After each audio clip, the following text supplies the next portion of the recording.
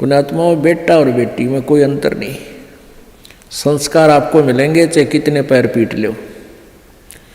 आजकल उन अज्ञानी लोगों की और फिर समाज के दबाव में हमारे भक्त आत्मा भी प्रेरित हो जाते हैं।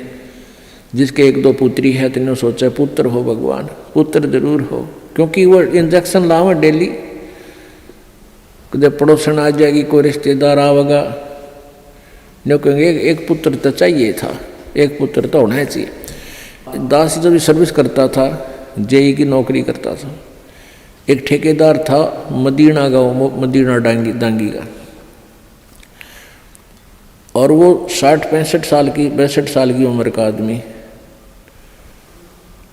तो उसके 4 लड़कियां थी और बड़ी लड़की ब्याह दी, 2 लड़कियां तकरीबन सारी ब्याह शादी कर दी। फिर प्रेरणा कर दी, किसी ने कहेंगे कोई एक पुत्र तो हो, पुत्र तो होना चाहिए।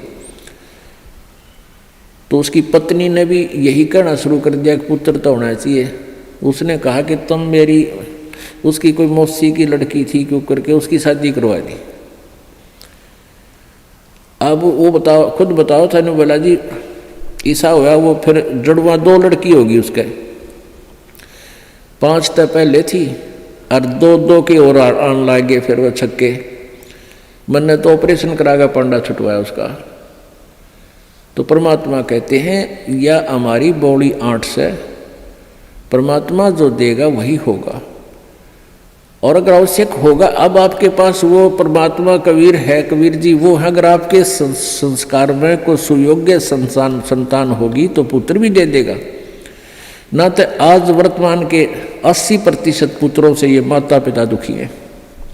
पुत्री तो शादी कर दी हुई पराई, यहाँ रहती है तब आपका पूरा काम करे, कभी आज्ञा का अवहेलना नहीं करती लड़कियाँ, और पुत्र